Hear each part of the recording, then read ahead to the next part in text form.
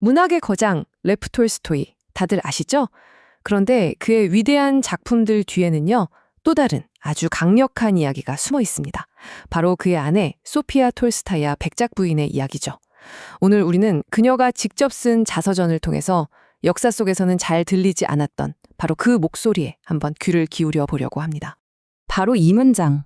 이게 소피아의 관점에서 본 그녀 삶의 핵심을 그야말로 압축해서 보여주는 것 같아요. 천재이자 위대한 인물을 섬긴다는 의식. 이 한마디에 결혼 생활에 대한 그녀의 어떤 심오한 목적의식이랄까? 그런 게 느껴지지 않으세요?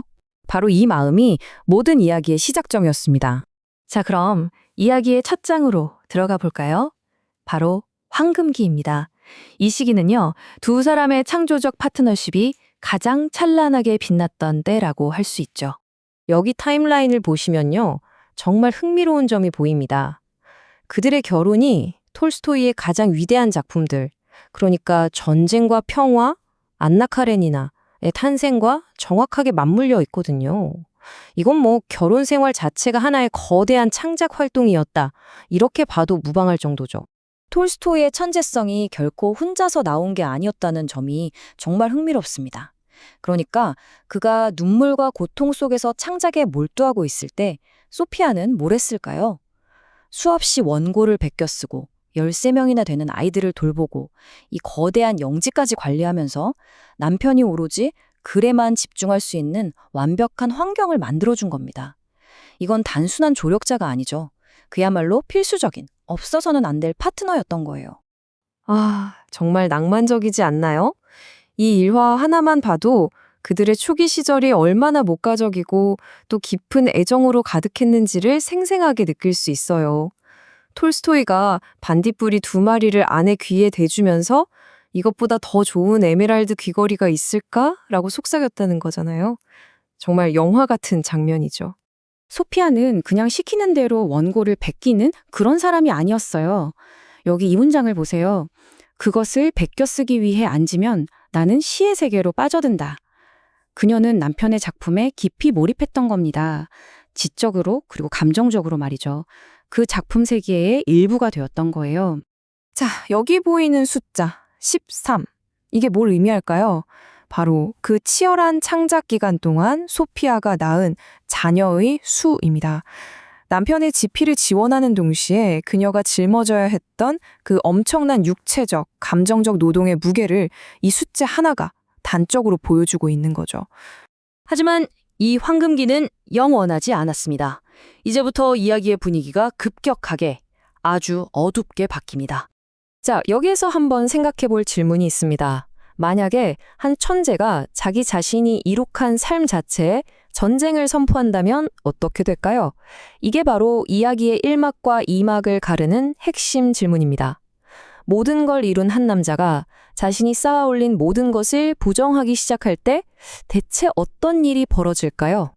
다가올 갈등의 근원은 바로 톨스토이의 사상적 변화였습니다. 1880년대 초 그는 깊은 영적 위기를 겪어요. 그러면서 자신의 예술, 가족 생활, 그리고 그 행복했던 시절에 이끌었던 모든 원칙들을 하나씩 거부하기 시작한 거죠. 이게 바로 비극의 씨앗이었습니다. 소피아가 직접 쓴 글을 보면 그 심각성을 알 수 있습니다. 자신이 추구하는 것에서 만족을 찾지 못했을 때 그는 심지어 목을 매는 것까지 생각했다.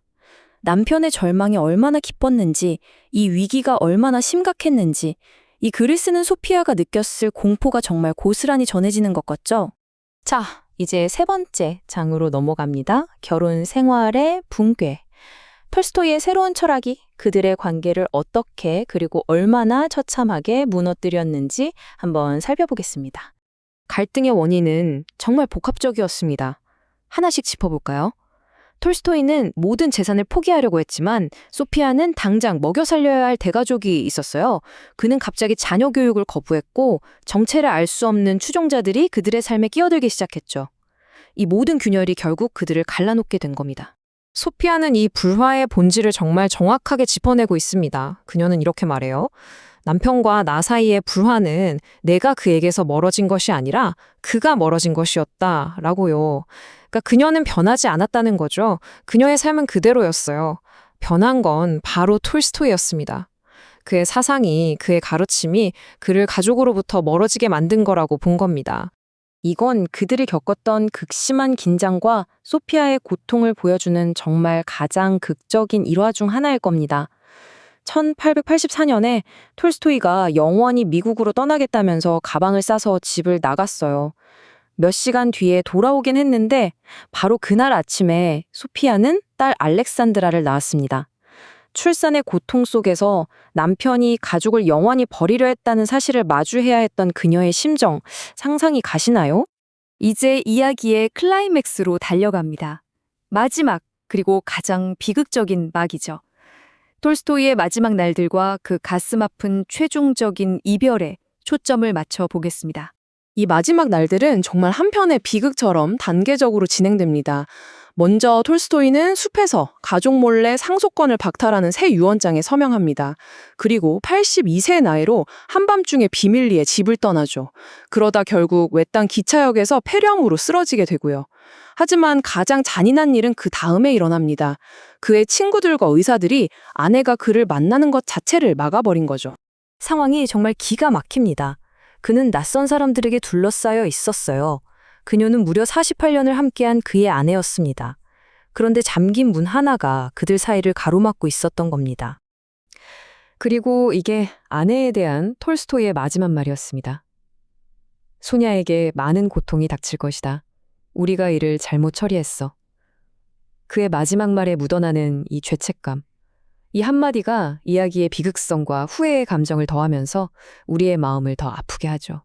결국 소피아는 남편의 마지막 숨을 지켜볼 수가 없었습니다. 그가 이미 의식을 잃고 정말 죽기 직전의 순간에야 겨우 그의 방으로 들어가는 게 허락되었어요. 이게 바로 이 이야기의 감정적 절정이자 가장 비극적인 결말입니다. 자, 이제 마지막 장입니다. 그녀의 논란의 유산. 그렇다면 과연 역사는, 그리고 우리는 소피아 톨스타야를 어떻게 기억해야 할까요? 그녀에 대한 평가는 보시는 것처럼 정말 극명하게 엇갈립니다. 한쪽에서는 그녀를 톨스토이의 천재성이 꽃필 수 있도록 모든 걸 바친 위대한 조력자로 봅니다. 반면에 다른 한쪽에서는 물질적인 것과 세속적인 삶에 집착해서 그의 위대한 영적 여정을 방해한 장애물로 평가하죠. 여러분은 어떻게 생각하시나요? 진실은 과연 어디에 있을까요? 그렇게 고통스러운 끝을 맞이한 후에도 그녀는 삶의 마지막 3년을 야스나야 폴야나에 홀로 남았습니다. 그러면서 남편의 편지를 편집하고 그의 무덤을 돌봤다고 해요. 어쩌면 이게 그녀의 사랑의 깊이를 보여주는 마지막 증거일지도 모르겠습니다.